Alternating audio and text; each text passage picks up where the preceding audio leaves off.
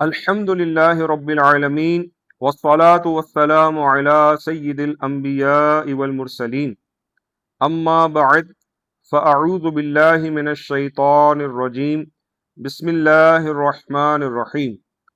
عزیز طلبہ کرام، آپ سب کو فیضان اسلامک اکیڈمی کے آفیشیل یوٹیوب چینل میں خوش آمدید کہتے ہیں۔ خلاصۃ النحو کے لیکچر کے ساتھ ہم حاضر ہیں۔ آج کے سبق کا عنوان ہے معرب اور مبنی۔ آئیے چلتے ہیں سبق کی جانب۔ الدرس الثانی عشر، 12واں سبق، معرب اور مبنی وغیرہ کا بیان۔ معرب اور مبنی، جس اسم کا آخر عامل کی وجہ سے بدل جائے اسے معرب یا اسم متمکن کہتے ہیں، جیسے جاء زید، رأیت زیدا، مررت بزید۔ ان مثالوں میں آپ دیکھیے کہ لفظ زید، اس میں تینوں مثالوں میں اس کا آخر کا جو حرکت ہے وہ تبدیل ہو گئی۔ کیوں حرکت ہوئی؟ کہ اس کے جو پہلے جو عامل آیا اس نے اس کی حرکت کو بدل دیا۔ پہلا عامل آیا جاء پہلی مثال میں، اس نے اس کو حالت رفع میں تبدیل کر دیا، اس کو فاعل بنایا، تو یہ اس پہ دو پیش آ گئے۔ دوسری مثال میں رأیت عامل آیا، اس نے اس کو منصوب کر دیا، اس کو مفعول کر دیا، تو یہ دو زبر ہو گئے۔ اور تیسری مثال میں مررت بزید میں با حرف جر نے زید کو مجرور کر دیا، یعنی دو زیر اس کے اوپر آ گئے۔ تو اب تینوں صورتوں میں آپ مثالوں میں دیکھیے کہ اس کا آخر جو ہے یہ تبدیل ہو گیا عامل کی وجہ سے۔ دوسری مثال دیکھیے، جاء اخوہ، رأیت اخاہ، مررت باخیہ۔ اس میں بھی عامل کی وجہ سے اخو کا جو اعراب ہے وہ بدل گیا۔ پہلی مثال میں اخوہ واو کے ساتھ آیا، دوسری مثال میں اخاہ الف کے ساتھ آیا، اور تیسری مثال میں باخیہ یہ یا کے ساتھ آیا۔ تو جس اسم کا آخر عامل کی وجہ سے بدل جائے اسے معرب کہتے ہیں یا اسم متمکن کہتے ہیں، اور جس اسم کا آخر عامل کی وجہ سے نہ بدلے اسے مبنی یا اسم غیر متمکن کہتے ہیں۔ مبنی کی مثال دیکھیے، جاء ھذا، رأیت ھذا، مررت بھذا۔ اب اس میں جو اسم ہے ھذا، یہ تینوں صورتوں میں ایک ہی طرح رہا، اس میں کوئی تبدیلی نہیں آئی، حالانکہ عامل جو ہے وہ وہی والے عامل ہیں جو پہلی مثال میں زید کے ساتھ آئے تھے، لیکن چونکہ یہاں ھذا چونکہ مبنی ہے لہٰذا اس کے اندر کوئی تبدیلی واقع نہیں ہوئی۔ تو جس اسم کا آخر عامل کی وجہ سے نہ بدلے اسے مبنی یا اسم غیر متمکن کہتے ہیں۔ اب یہ عامل کیا ہوتا ہے اور معمول کیا ہوتا ہے؟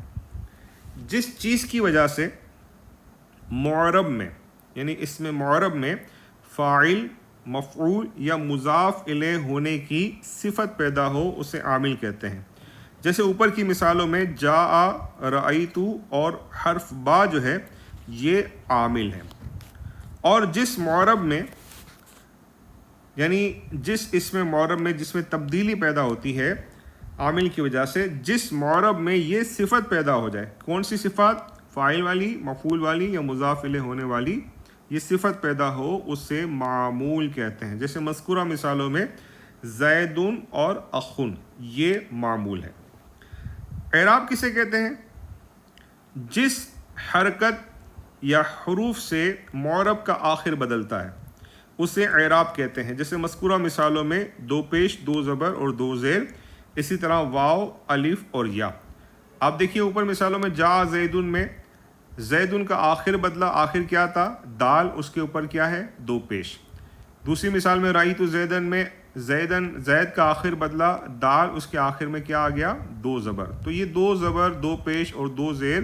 اسی طرح اخوہ میں جو واو ہے، اخاہ میں جو الف ہے، اور بھی اخیہ میں جو یا ہے، یہ اعراب کہلاتے ہیں۔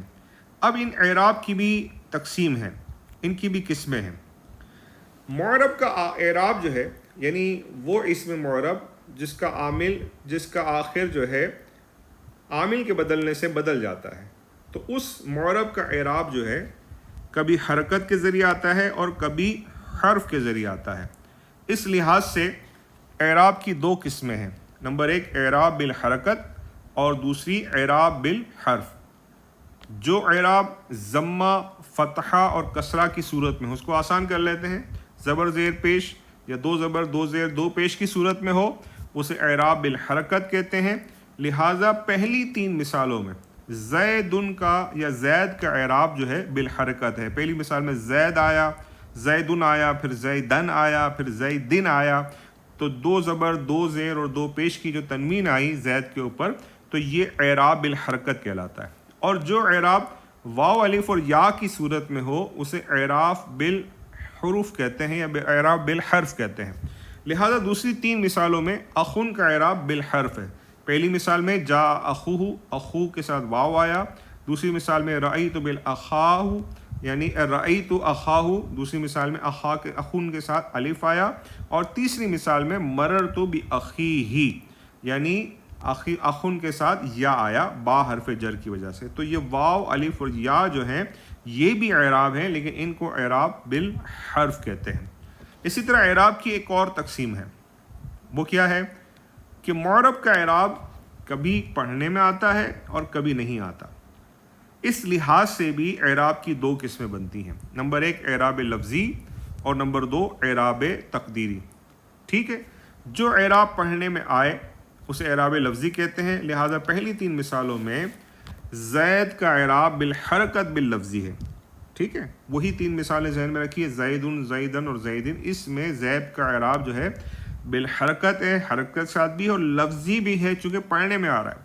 دوسری 3 مثالوں میں اخن کا اعراب بالحرف لفظی ہے، وہاں بھی لفظی ہے، پڑھنے میں آ رہا ہے لیکن حرکت کے ساتھ نہیں بلکہ حرف کے ساتھ آ رہا ہے، واو الف اور یا کے ساتھ. اور جو اعراب پڑھنے میں نہ آئے اسے اعراب تقدیری کہتے ہیں.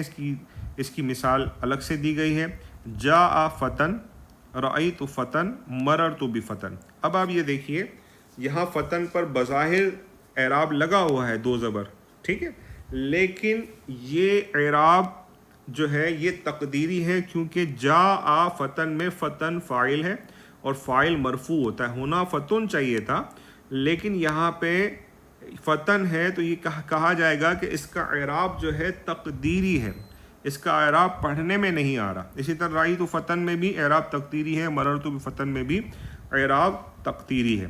دوسری مثال دیکھیے، جاء ابو القوم، رأیت ابا القوم، مررت بابی القوم.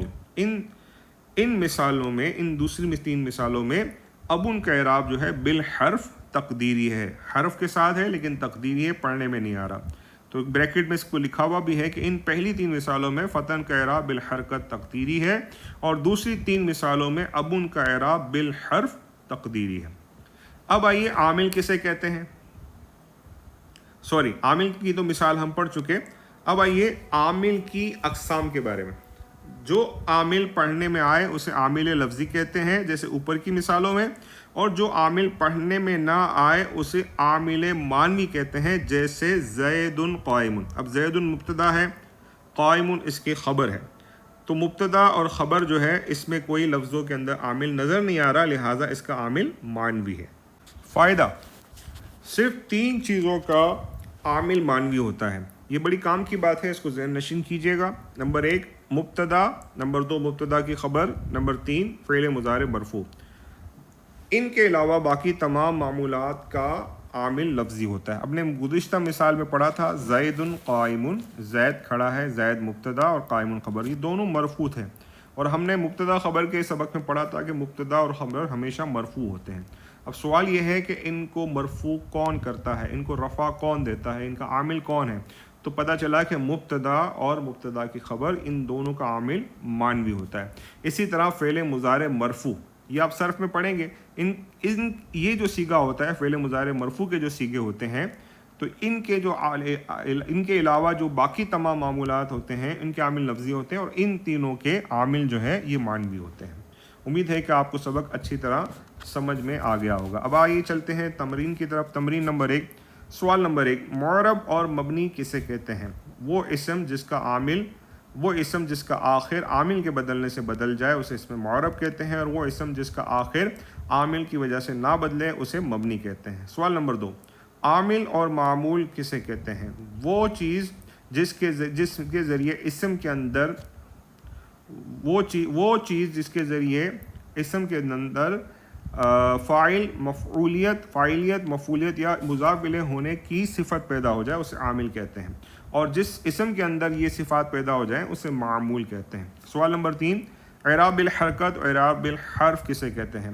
ضمہ، فتحہ اور کسرہ کو اعراب بالحرکت کہتے ہیں، آسان لفظوں میں زبر زیر پیش کو اعراب بالحرکت کہتے ہیں، اور واو الف اور یا کو اعراب بالحرف کہتے ہیں۔ اعراب لفظی اور اعراب تقدیری کسے کہتے ہیں؟ وہ اعراب جو لفظوں میں پڑھے جائیں اسے اعراب لفظی کہتے ہیں، اور وہ اعراب جو لفظوں میں نہ پڑھے جا سکیں اسے اعراب تقدیری کہتے ہیں۔ سوال نمبر 5، عامل لفظی اور عامل معنوی کسے کہتے ہیں؟ وہ عامل جو لفظوں میں ظاہر ہو اسے عامل لفظی، اور وہ عامل جو لفظوں میں ظاہر نہ ہو اسے عامل معنوی کہتے ہیں۔ تمرین نمبر 2، غلطی کی نشاندہی فرمائیے۔ نمبر 1، ضمہ، فتحہ اور کسرہ ہی کو اعراب کہتے ہیں۔ جی نہیں، ضمہ، فتح اور کسرہ ہی کو اعراب نہیں کرتے بلکہ واو الف یا کو بھی اعراب کہتے ہیں۔ تو ایک صورت تو یہ ہو سکتی ہے کہ ضمہ، فتحہ اور کسرہ اور واو الف یا کو اعراب کہتے ہیں، یا یوں بھی کہہ سکتے ہیں کہ ضمہ، فتحہ اور کسرہ کو اعراب بالحرکت کہتے ہیں۔ نمبر 2، جو اعراب نظر آئے اسے اعراب لفظی کہتے ہیں، جو اعراب پڑھنے میں آئے اسے اعراب لفظی کہتے ہیں۔ سوال نمبر 3، فعل مضارع کا عامل مانوی ہوتا ہے۔ جی نہیں، فعل مضارع مرفوع کا عامل مانوی ہوتا ہے۔ نمبر 4، خبر کا عامل مانوی ہوتا ہے۔ جی نہیں، مبتدا کی خبر کا عامل مانوی ہوتا ہے۔ تمرین نمبر 3، درج ذیل جملوں میں ہر اسم کے بارے میں بتائیے کہ اس میں اعراب بالحرکت ہے یا اعراب بالحرف، نیز اس کا عامل لفظی ہے یا مانوی۔ دیکھیے پہلی مثال، الحیاء من الایمان۔ الحیاء اس کا یہ مبتدا ہے اور اس کا عامل مانوی ہے، اور اس میں جو اعراب ہے بالحرکت ہے۔ من الایمانی میں من حرف جر الایمان کا عامل ہے، اور الایمان میں جو حرکت جو اعراب ہے وہ اعراب بالحرکت ہے۔ ذہب غلام، اس میں ذہب عامل ہے، غلام معمول ہے، اور غلام میں جو اعراب ہے اعراب بالحرکت ہے۔ جاء ابو بکر، جاء عامل ہے، ابو بکر جو ہے یہ اس کا معمول ہے، اور اس میں جو اعراب ہے وہ اعراب بالحرف ہے، واو، ابو کا واو جو ہے یہ اعراب بالحرف ہے۔ طلع ولد جبلا، طلع جو ہے یہ عامل ہے، فعل ہے، ولد یہ فاعل ہے، تو اس کا جو عامل، اس کی جو حرکت ہے، اس کا جو اعراب ہے وہ اعراب الحرکت ہے۔ اسی طرح جبلا مفعول ہے، اس کا اعراب جو ہے یہ حرکت کے ساتھ ہے، تو یہ اس کا عامل، ان دونوں کے عامل جو ہے وہ فعل طلع ہے۔ نظر زید الی الفقیر، اب اس میں دو عامل ہیں، نظر فعل ہے اور زید جو ہے اس کا معمول ہے، یہ اس کا فاعل ہے اور اس میں اعراب الحرکت ہے۔ اسی طرح الی فقیر میں الی جو ہے یہ حرف جر ہے، اور فقیرین اس کا یہ عامل ہے، اور فقیرین اس کا معمول ہے، اور فقیرین میں جو حرکت ہے اور جو فقیرین میں جو اعراب ہے وہ اعراب بالحرکت ہے۔ شرب طفل ماء بقوب، شرب فعل ہے، یہ عامل ہے، طفل فاعل ہے، یہ معمول ہے، اس کا اعراب بالحرکت ہے۔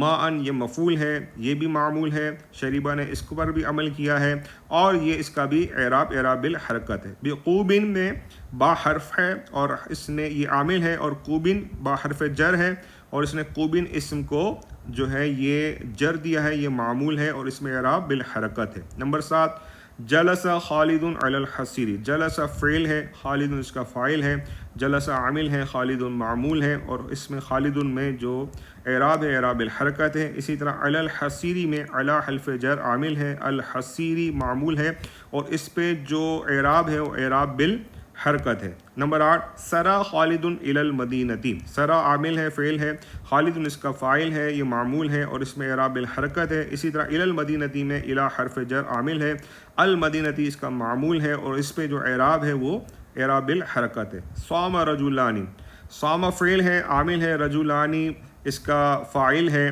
یہ معمول ہے، اور یہ اس میں جو اعراب ہے اعراب بالحرف ہے۔ رجلانی تثنیہ کا صیغہ ہے، اس میں الف ہے جو یہ اعراب بالحرف ہے۔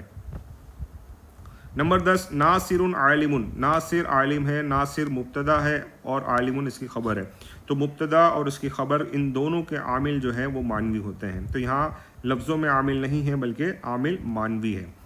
نمبر 11، کتب ولد، کتب فعل ہے، یہ عامل ہے، ولد اس کا فاعل ہے، یہ معمول ہے اور اس میں اعراب بالحرکت ہے۔